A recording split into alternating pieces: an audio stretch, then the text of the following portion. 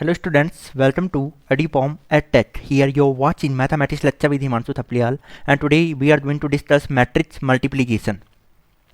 तो matrix multiplication के लिए यहाँ पे समझो लेट सपोज कोई मैट्रिक्स आपको ए गिवन है जिसका ऑर्डर क्या है m बाई एन है और जो मैट्रिक्स बी है उसका ऑर्डर कितना है यहाँ पे अल्फा बाई बीटा है। तो यदि हमें ए बी तो डिफाइन करना है, ए इंटू बी तो डिफाइन करना है, देन तो हम क्या होना चाहिए, एन अल्फा के बराबर होना चाहिए, एन अल्फा के इक्वल होना चाहिए। मीन्स यहाँ पे एटा ऑर्डर है, ए बी के डिफाइन होने के लिए पहले एटा ऑर्डर लिख लिया। यहाँ पे एटा ऑर्डर होता है एम बाई एन और बीटा ऑर्डर कितना है यहाँ पे अल्फा बाई बीटा। तो ये बीच वाली वैल्यू क्या होनी चाहिए, शुड बी इक्वल होनी चाहिए, एन अल्फा के बराबर होगा तभी ए बी डिफाइन होगा। और जो ए बीटा ऑर्डर आता है तो ए बीटा ऑर्डर यहाँ पे से कितना आ जाएगा, ए बीटा ऑर्डर आ जाता है m बाई बीटा। तो ए बीटा ऑर्डर कितना आ जाएगा, m बाई बीटा। या सेम वे यदि बी ए को डिफाइन होना है तो बी ए के डिफाइन होने के लिए यहाँ पे ऐसे समझो, इसे बी ए के डिफाइन होने के लिए बीटा ऑर्डर कितना है यहाँ पे अल्फा बाई बीटा है और यहाँ पे ए का ऑर्डर कितना है m बाई एन है।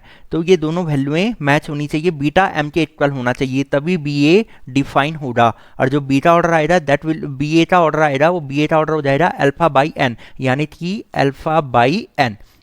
तो जो वैल्यू बच जाती है वो उसका ऑर्डर हो जाता है।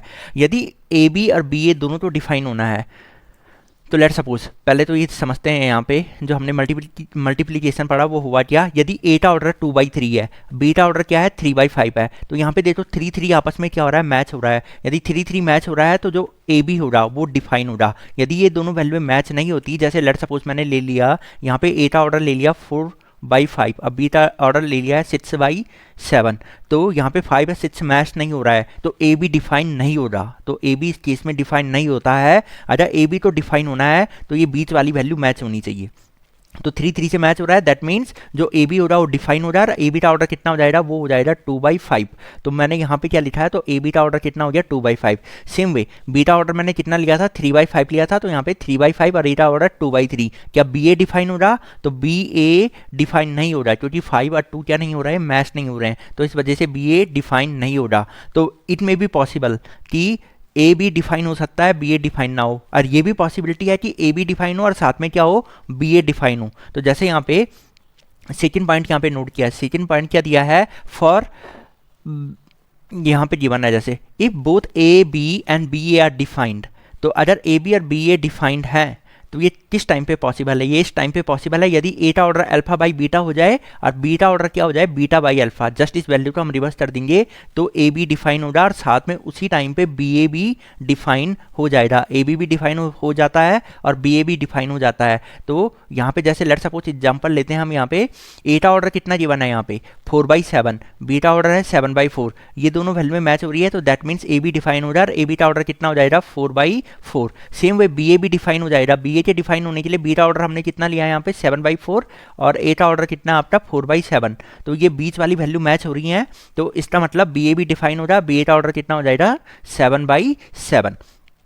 तो यानी कि यहाँ से हमें क्या पता चला कि यदि ए बी और बी ए दोनों तो डिफाइन होना चाहिए। तो यदि ए बी का ऑर्डर m बाई एन है, यदि ए बी का ऑर्डर m बाई एन है तो बी ए का ए का ऑर्डर अगर क्या है m बाई एन है तो बी का ऑर्डर क्या होना चाहिए, n बाई m होना चाहिए, तभी A B and B A both define होते हैं। इस केस में देख लेना, अगर दोनों के दोनों डिफाइन है तो इसका मतलब ये नहीं होगा कि A B is equal to B ए।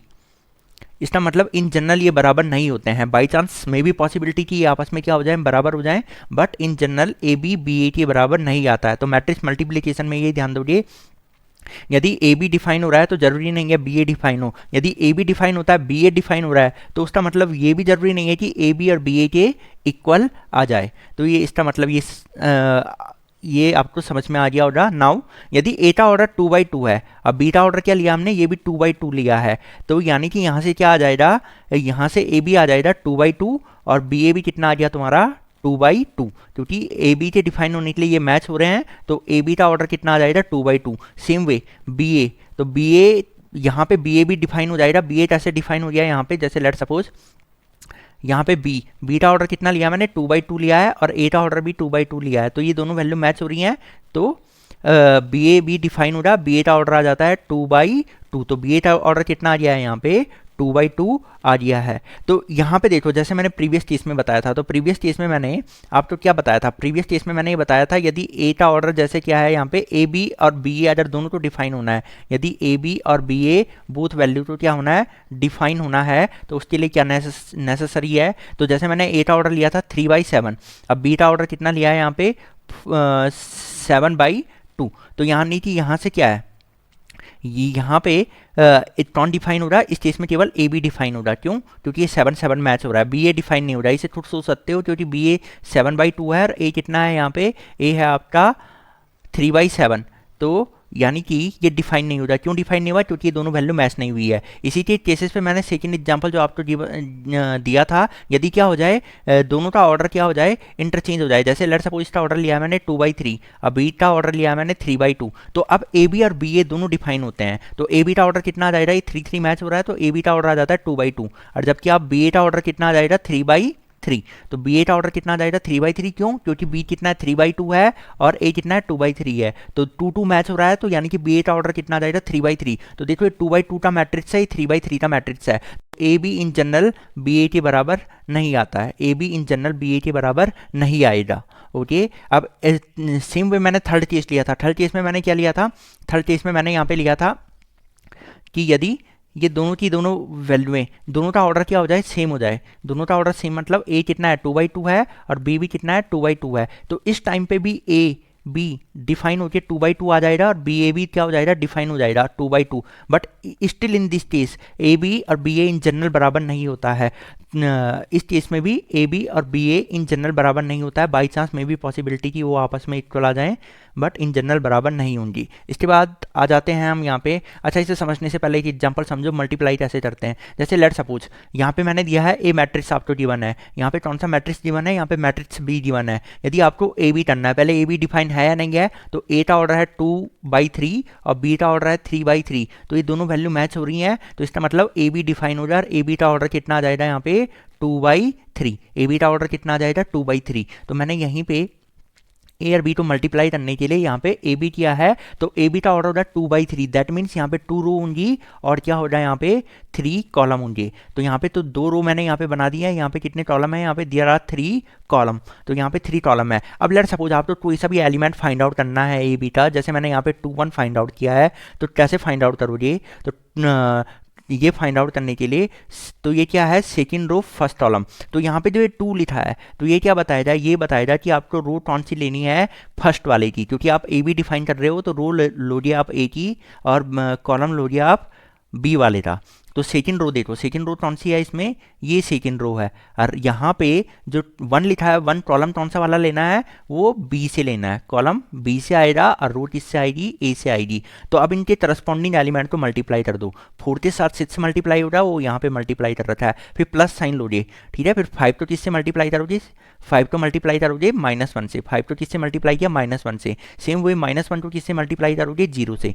और इन सबको ऐड कर दोगे तो फाइनल आंसर कितना आ गया, 19। यानी कि C21 की वैल्यू कितनी हो रही है, 19 कैलकुलेट हो रही है। सेम वे अगर आपको इसका C13 फाइंड आउट करना है, यानी कि फर्स्ट रो थर्ड कॉलम वाला, तो रो तो आप यहाँ से लोगे, फर्स्ट रो यहाँ से उठाओगे फर्स्ट रो, और कॉलम कहाँ से उठाओगे, थर्ड कॉलम यहाँ से लोगे। अब इनके करस्पॉन्डिंग एलिमेंट को मल्टीप्लाई करोगे, 1 - 3 से मल्टीप्लाई हो रहा है, जैसे यहाँ पे मल्टीप्लाई किया है। 2 जो है वो 5 से मल्टीप्लाई हो रहा है, तो 2 × 5, और लास्ट में 3 है जो वो किससे मल्टीप्लाई हो जाएगा, 1 से मल्टीप्लाई हो जाएगा। और इन तीनों को ऐड कर लोगे, ठीक है, इनके प्रोडक्ट के सम को ऐड कर लोगे, ये कितना आ गया, 10 आ गया। तो दैट मीन्स जो ए बी में कौन सा एलिमेंट आया, 1 3, दैट इज 10। आपने मैंने यहाँ पे ये कैलकुलेट किया था C21, ये वाली वैल्यू कितनी आई थी, 19 आई थी। सेम वे यहाँ पे कितना हो जाएगा, अब यहाँ पे जैसे ये गिवन है, ये वाला एलिमेंट फाइंड आउट करना है, तो इसके लिए क्या करोगे, एटा ये वाला एलिमेंट फाइंड आउट करने के लिए ए का फर्स्ट रो और बी का फर्स्ट कॉलम क्या करोगे आप, यहाँ से लोगे और उनको मल्टीप्लाई कर लोगे। तो मल्टीप्लाई करके 4 आएगा, इसे चेक कर सकते हो। चलो एक और एग्जाम्पल, जैसे हम लेट सपोज यहाँ पे लेते हैं, यहाँ पे हमने एक एग्जाम्पल लिया है, जैसे लेट सपोज मुझे ये मल्टीप्लाई करना है।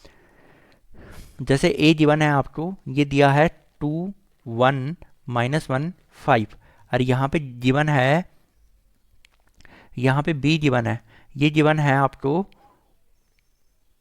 6 1 0 0 -1 2, आपको ए बी कैलकुलेट करना है। तो पहले ए बी डिफाइन हो रहा है या नहीं हो रहा, तो ए बी के लिए आप देखोगे ए का ऑर्डर है 2/2, बी का ऑर्डर कितना है, यहाँ पे बी का ऑर्डर है 2 रो और 3 कॉलम है, 2/3। तो यानी कि ये वाली वैल्यू मैच हुई है, यानी कि ए बी डिफाइन हो रहा। अब ए बी में कितने एलिमेंट आएंगे, ए बी का ऑर्डर आ जाएगा 2/3, ए बी का ऑर्डर कितना आ जाएगा 2/3, यानी कि 2 तो इसमें रो आएंगी और 3 क्या आएंगे इसमें कॉलम आएंगे।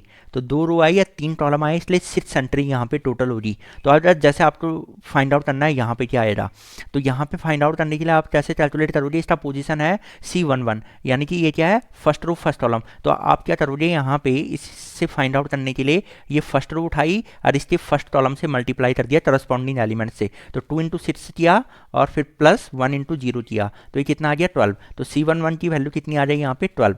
अब C12 कैलकुलेट करना है, तो फर्स्ट रो सेकंड कॉलम, यहाँ से फर्स्ट रो लिया और यहाँ से क्या लिया सेकंड कॉलम लिया। तो 2 इंटू 1 2 होता है और 1 इंटू -1 कितना होता है -1, तो ये कितना आ गया 1 आ गया, तो ये कितना आ जाएगा 1।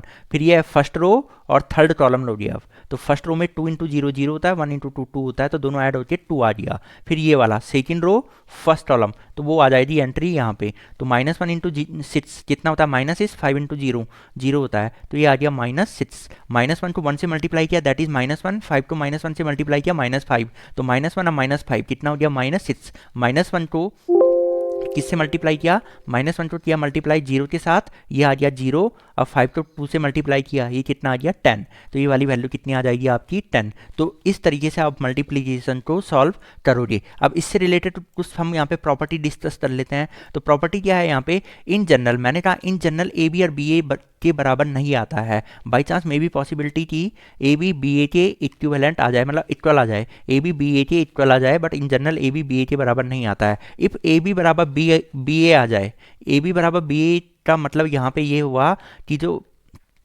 यहाँ पे ए के जो ए बी और बी ए, यानी कि लेट सपोज ए बी और कैलकुलेट होती है किसके बराबर आ जाए, बी ए के बराबर आ जाए, तो ये कौन सी प्रॉपर्टी होती है, ये होती है कम्यूटेटिव। ये कौन सी प्रॉपर्टी होती है, कम्यूटेटिव।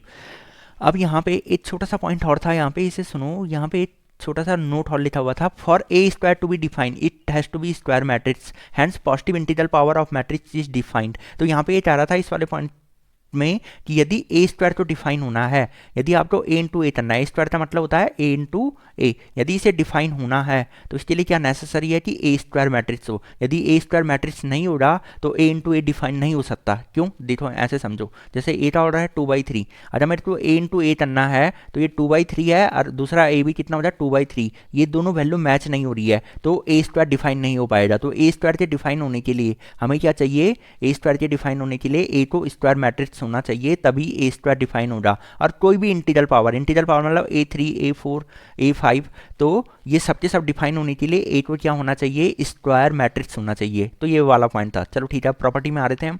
फर्स्ट प्रॉपर्टी क्या थी, in general A B B A के बराबर नहीं होता है। यदि ए बी बी ए के बराबर आता है तो इसे कहते हैं कि वो क्या है, मैट्रिक्स कम्यूटेटिव है। मैट्रिक्स क्या है, कम्यूटेटिव है। और यदि ए बी माइनस बी ए के बराबर होता है तो इसे बोलते हैं एंटी कम्यूट, यानी ये एंटी कम्यूटेटिव है अगर A B minus B A के बराबर आता है।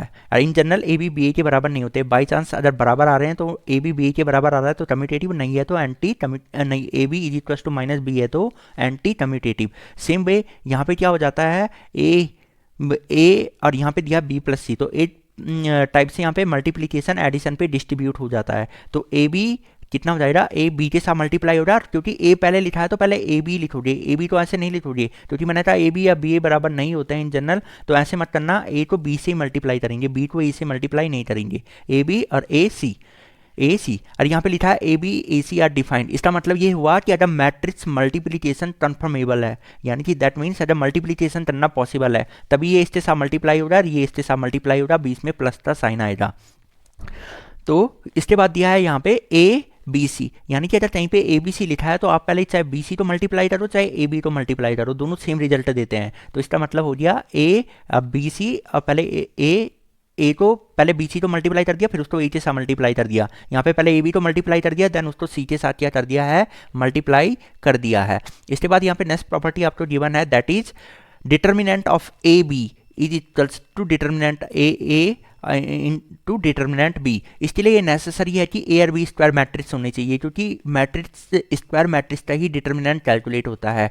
यदि ए बी का प्रोडक्ट आपस में पॉसिबल है, ठीक है, दोनों के दोनों वो भी सेम ऑर्डर के होने चाहिए, सेम ऑर्डर के नहीं होंगे तो ए बी डिफाइन यहाँ पे नहीं होने वाला है, क्योंकि स्क्वायर मैट्रिक्स है, स्क्वायर मैट्रिक्स अगर ए या बी स्क्वायर मैट्रिक्स है, अगर बाई चांस ए 2/2 है और बी कितना है 3/3 है, तो ए बी डिफाइन नहीं हो रहा। तो ए और बी दोनों सेम ऑर्डर के होने चाहिए और दोनों स्क्वायर होने चाहिए, तभी उसका डिटर्मिनेंट कैलकुलेट हो पाएगा। तो जो ए बी का डिटर्मिनेंट आएगा वही किसका डिटर्मिनेंट आ जाएगा, डिटर्मिनेंट इन दोनों पे इंडिविजुअल चला जाता है, डिटर्मिनेंट ए और डिटर्मिनेंट बी। अगर यहाँ पे 3 वैल्यू हैं ए बी सी, तो डिटर्मिनेंट इन तीनों पे इंडिविजुअल चला जाता है, ए बी और सी पे।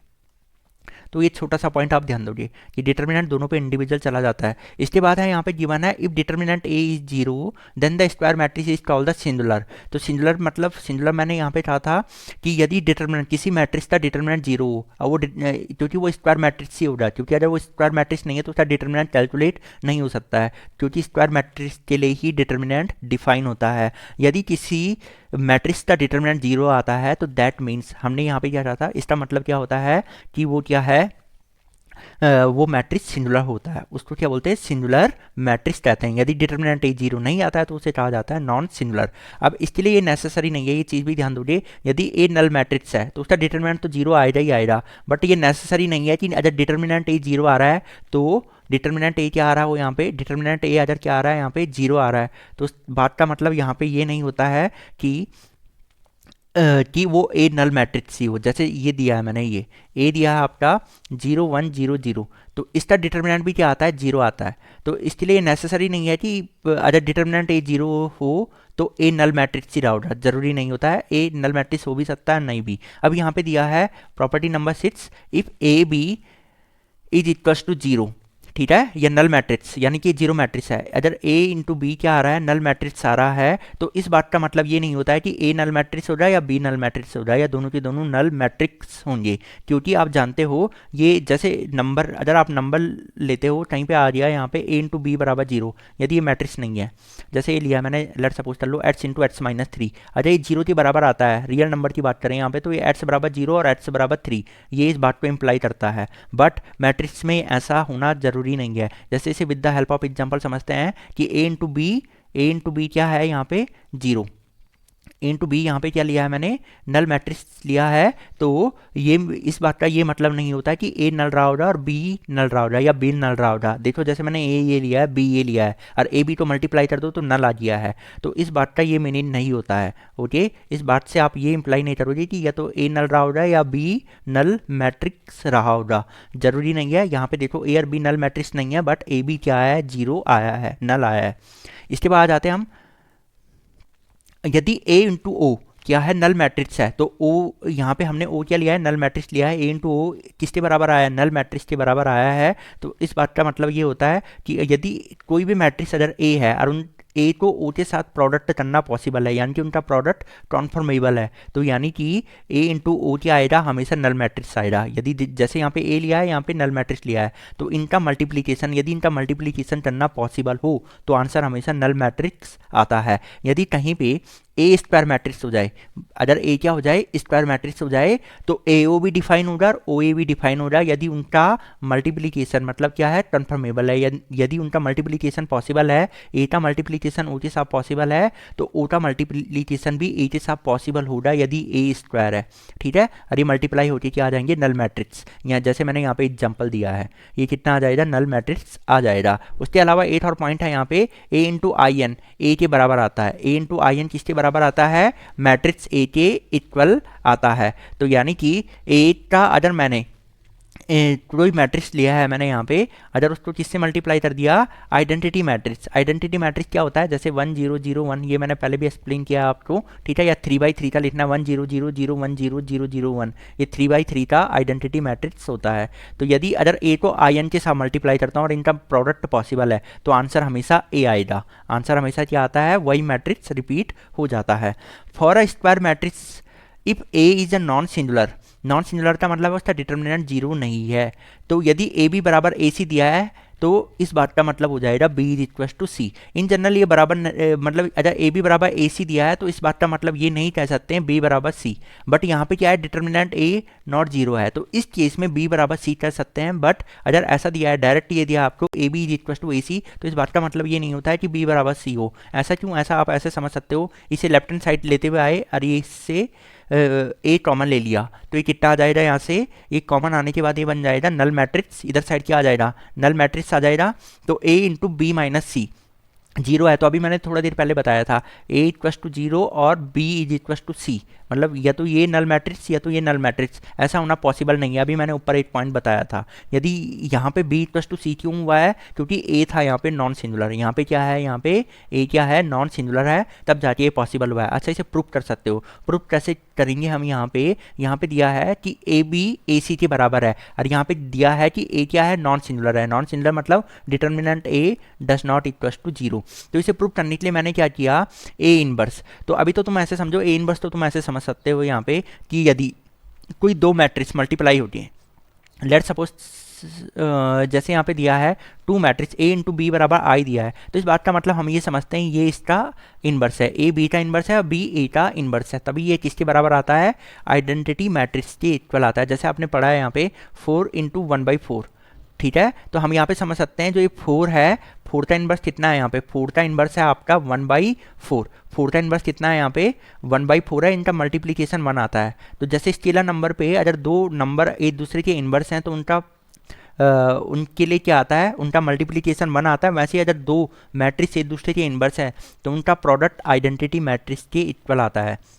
ओके, तो यानी कि हम कह सकते हैं ये बी क्या रहा होगा, ए का इनवर्स रहा होगा, तो ए इंटू ए इनवर्स क्या होता है, आई के इक्वल होता है, या ए इनवर्स ए किसके इक्वल होता है, आई के इक्वल होता है। ये चीज़ आप ध्यान रखोगे, ठीक है। तो यानी कि ए इनवर्स, तो ए इनवर्स तब डिफाइन होगा, ए इनवर्स किसी भी मैट्रिक्स का इनवर्स तब डिफाइन होगा। तो अभी आप कुछ लेक्चर बाद पढ़ोगे कि ए इनवर्स डिफाइन होने के लिए ए अगर किसी ए का अगर इनवर्स पॉसिबल है, फाइंड आउट करना पॉसिबल है, तो डिटर्मिनेंट ए जीरो नहीं हो सकता है। अगर डिटर्मिनेंट ए जीरो नहीं है तो आप ए इनवर्स फाइंड आउट कर सकते हो। किसी भी मैट्रिक्स का इनवर्स तभी पॉसिबल होगा यदि उस मैट्रिक्स क्या है, नॉन सिंगुलर है, ठीक है, यदि वो क्या है, नॉन सिंगुलर है। अगर वो सिंगुलर हो गई तो उसका इनवर्स फाइंड आउट करना पॉसिबल नहीं है। तो यानी कि यहाँ पे उसने कहा है ए डिटर्मिनेंट ए जीरो नहीं है, डिटर्मिनेंट ए जीरो नहीं होने का मतलब है कि वो नॉन सिंगुलर है। नॉन सिंगुलर है तो ए का इनवर्स कैलकुलेट हो सकता है। और एक चीज़ और ध्यान रखोगे अभी कि जो इनवर्स होता है वो केवल स्क्वायर मैट्रिक्स के लिए ही डिफाइन होता है। जो इनवर्स होता है किसी मैट्रिक्स का वो केवल स्क्वायर मैट्रिक्स के लिए ही क्या होता है, आपका डिफाइन होता है। तो मैं ये कह रहा हूँ यदि अगर कोई मैट्रिक्स है, अगर वो कोई स्क्वायर मैट्रिक्स है, यदि उसका इनवर्स तब एग्जिस्ट करेगा, उसका इनवर्स तब एग्जिस्ट करता है यदि उसका डिटर्मिनेंट जीरो ना हो, दैट मीन्स वो नॉन सिंगुलर हो, तभी उसका क्या होता है, इनवर्स एग्जिस्ट करता है। तो हमने क्या किया, यहाँ पे ए इनवर्स का प्री मल्टीप्लीकेशन कर दिया। प्री मल्टीप्लीकेशन का मतलब है इधर साइड अगर ए इनवर्स लिखा है तो ए इनवर्स इसके इसी साइड आएगा। ऐसा नहीं करोगे कि ए इनवर्स इस साइड लिखोगे, ए इनवर्स क्या करोगे, जब प्री मल्टीप्लीकेशन किया है तो इधर भी पहले लिखोगे, इधर भी पहले लिखोगे। तो हमने ये लिखा। और अभी मैंने बताया अगर दो मैट्रिक्स एक दूसरे के इनवर्स हैं तो वो किसके बराबर आते हैं, आइडेंटिटी मैट्रिक्स के इक्वल आते हैं। तो ए इनवर्स ए किसके बराबर आ जाता है, यहाँ पे आई के बराबर, तो ये आई के बराबर आया। और आई इंटू बी, अभी मैंने बताया था किसी भी मैट्रिक्स को यदि हम किससे मल्टीप्लाई करते हैं, किसी मैट्रिक्स को मैं किससे मल्टीप्लाई करता हूँ, किसी दूसरे मैट्रिक्स से मैं यहाँ पे मल्टीप्लाई कर रहा हूँ, किसी दूसरे मैट्रिक्स, मतलब जैसे मैं यहाँ बी से मल्टीप्लाई कर रहा हूँ तो इसका आंसर कितना आता है, वही मैट्रिक्स रिपीट हो जाता है। अभी एक पॉइंट ऊपर बताया था। तो यानी कि ए इनवर्स ए तो आई आ गया, तो आई इंटू बी क्या हो जाएगा, बी। सेम वे ये भी कितना हो गया, आई इंटू सी कितना हो जाएगा, यहाँ पे ये सी के इक्वल आ जाता है। ये किसके बराबर आ जाएगा, सी के इक्वल। तो यहाँ से प्रूफ हुआ बी इक्वल टू सी। तो यदि ए बी बराबर ए सी दिया है तो बी बराबर सी हम तभी कहेंगे यदि ए क्या है, नॉन सिंगुलर है। नॉन सिंगुलर है तभी हम ए बी को सी के बराबर कहेंगे। ओके, फिर यहाँ पे दिया है positive integer power of a square matrix. यहाँ पे क्या दिया है, positive integer power of a square matrix and matrix polynomial. तो यहाँ पे दिया है ए इज इक्वल टू दिया है A I J N cross N is a square matrix. यहाँ पे इस एक कोई मैट्रिक्स दिया है जो स्क्वायर मैट्रिक्स है, उसका ऑर्डर कितना है, एन बाई एन है यहाँ पे। तो उसके लिए क्या हो रहा है, यहाँ पे उसका पॉजिटिव इंटीजर पावर क्या हो रहा है, डिफाइन हो रहा है। इसके लिए ए स्क्वायर डिफाइन हो रहा है। ये वाला पॉइंट मैंने ऑलरेडी वैसे डिस्कस कर लिया है। यानी यदि ए स्क्वायर मैट्रिक्स है तो ए स्क्वायर डिफाइन हो रहा, ए क्यूब भी डिफाइन हो रहा, ठीक है। तो इसका मतलब क्या हो जाएगा, A into A 3 times, A to the power 4 भी डिफाइन हो रहा, ए इंटू ए ये भी क्या होता है, यहाँ पे डिफाइन होता है। तो ए टू द पावर एम, क्योंकि स्क्वायर मैट्रिक्स है तो ए को हम हम m टाइम्स मल्टीप्लाई कर देंगे, और जो इसका ऑर्डर क्या आएगा, ए टू द पावर m का ऑर्डर भी कितना आएगा, n बाई n आएगा। जो ए का ऑर्डर होगा वही ऑर्डर किसका आता है यहाँ पे, वही order A to the power m का आएगा, वही order A to the power 2। उसने बोला है ना यहाँ पे positive integer power, positive integral power मतलब पॉजिटिव इंटीजर लो आप यहाँ पे 2 3 4 5 कोई सी वैल्यू लो, सबका ऑर्डर कितना आएगा n बाई n, सबका ऑर्डर आता है n बाई n। इसके बाद उसने कहा है यहाँ पे a matrix B satisfy the polynomial equation. जैसे मैंने ये कर दिया, यहाँ पे कोई पॉलिनोमियल इक्वेशन लिखी है यहाँ पे, जैसे यहाँ पे दिया है 2x to the power 4 plus 3x square minus 9 is equal to 0, equal to क्या गिवन है आपको, 0 गिवन है, और इसे कोई मैट्रिक्स बी सेटिस्फाई कर रहा है, इसे कोई मैट्रिक्स बी क्या कर रहा है यहाँ पे, सेटिस्फाई कर रहा है। तो सेटिस्फाई करने का मतलब यहाँ पे ये हुआ, इसे कोई मैट्रिक्स बी सेटिस्फाई कर रहा है, तो आप क्या पुट करोगे यहाँ पे एक्स के प्लेस पे क्या पुट कर लोगे, बी पुट कर लोगे। और ये क्योंकि ये मैट्रिक्स है, ये क्या है आपका मैट्रिक्स गिवन है, तो ये किसके बराबर आ जाएगा, ये भी नल मैट्रिक्स के बराबर आएगा। यदि कोई पॉलिनोमियल, कोई मैट्रिक्स अगर किसी पॉलिनोमियल को सेटिस्फाई करता है तो जस्ट एक्स के प्लेस पे हमने बी से रिप्लेस कर दिया, और ये वाली वैल्यू क्या आ जाएगी, ये वैल्यू कैलकुलेट होती है नल मैट्रिक्स के इक्वल आ जाएगी। यहाँ पे भी जो ये बी होगा ना, ये स्क्वायर मैट्रिक्स की बात चल रही है, ये किसका बात चल रहा है यहाँ पे, स्क्वायर मैट्रिक्स के लिए बात चल रहा है। तो उसे यहाँ पे पुट करोगे और ये किसके बराबर आ जाएगा, नल मैट्रिक्स के इक्वल आ जाएगा। तो कोई भी मैट्रिक्स आपको गिवन है। उसके अलावा यहाँ पे दिया है कोई मैट्रिक्स है, उसका पावर अगर 0 है, ठीक है, एक कोई मैट्रिक्स अगर आपको ए गिवन है, उसका पावर कितना है, 0 है, तो इसकी वैल्यू किसके बराबर आती है, आइडेंटिटी के बराबर आती है। क्योंकि अगर कोई नंबर है तो उसका पावर 0 क्या होता है, वो 1 होता है। तो ये तो मैट्रिक्स है, तो मैट्रिक्स की पावर 0 कितना हो जाएगा, यहाँ पे एक मैट्रिक्स ही आएगा। तो कौन सा मैट्रिक्स आता है, वो आता है आइडेंटिटी मैट्रिक्स। पर ऐसा होने के लिए ए को क्या होना चाहिए, ए को क्या होना चाहिए, ए नल मैट्रिक्स नहीं होना चाहिए, ए क्या नहीं होना चाहिए, नल मैट्रिक्स नहीं होना चाहिए, तब जाके ये क्या होगा, पॉसिबल हो पाएगा, तभी ये क्या होगा, ये पॉसिबल हो पाएगा। ओके, तो अब इसके बाद आ जाते हैं हम यहाँ पे, हाँ, अगर किसी नल मैट्रिक्स का पावर अगर 0 दिया है, किसी नल मैट्रिक्स का पावर अगर क्या दिया है, 0 दिया है, तो ये क्या होता है, अनडिफाइंड होता है। ये क्या होता है, अनडिफाइंड होता है। वो एक तरीके से यही वाला चीज़ है। उसने कहा ए नल मैट्रिक्स है, तो नल मैट्रिक्स नहीं है, तो आंसर आ ही आएगा। अगर ए क्या हो जाए, नल मैट्रिक्स हो जाए, तो उसका पावर 0 क्या हो जाएगा, अनडिफाइंड, वो डिफाइंड नहीं होता है। इसके अलावा यहाँ पे एक छोटा सा पॉइंट और है, फॉर 2 डायगोनल मैट्रिक्स। यहाँ पे अगर 2 डायगोनल मैट्रिक्स अगर आपको गिवन है, जैसे ये दिया है, डायगोनल मैट्रिक्स होता है, उसमें केवल डायगोनल एंट्री होती हैं, केवल उसमें प्रिंसिपल डायगोनल डिफाइन होता है, बाकी अदर एंट्री 0 होती हैं। तो 2 डायगोनल मैट्रिक्स यहाँ पे गिवन है, D1 एंड D2। तो अगर मैं D1 D2 को मल्टीप्लाई करता हूँ, तो D1 D2 को मल्टीप्लाई करने पे क्या होता है, उनके जो करस्पॉन्डिंग एलिमेंट है वो मल्टीप्लाई होते हैं, बाकी हर जगह वैल्यू 0 0 आता है। बी बीटा से मल्टीप्लाई होगा, और सी किससे मल्टीप्लाई होता है, सी गामा से मल्टीप्लाई होता है। और इसी को लिखने का तरीका होता है डी, अगर मैंने इसे डी बोला है तो D is equal to diagonal A alpha B beta C gamma. केवल इसमें डायगोनल एंट्री होंगी, अदर एंट्री क्या होती है, 0 होती है। तो कोई भी अगर आपको गिवन है यहाँ पे, तो आप क्या करोगे, सिंपली क्या करोगे, यहाँ पे सिंपली जो डायगोनल एलिमेंट है, तो जो करस्पॉन्डिंग डायगोनल एलिमेंट है उनको मल्टीप्लाई कर दोगे, तो ए अल्फा के साथ बी बीटा के साथ सी गामा के साथ मल्टीप्लाई होगा, बाकी अदर प्लेसेस पे 0 आएगा। आप प्रूव करने के लिए मल्टीप्लाई करके देख लो। मल्टीप्लाई करते कैसे हैं, इसको इससे मल्टीप्लाई करते हैं, first row to first column से, तो ये फर्स्ट एंट्री आती है, फिर first row to second column से, तो वो सेकेंड एंट्री आती है, फिर first row to third column से, तो वो थर्ड एंट्री आती है, फिर second row to first column से, तो वो ये वाली एंट्री आएगी, एंड सो ऑन। तो यानी कि हमने यहाँ पे पढ़ा मैट्रिक्स मल्टीप्लिकेशन क्या होता है।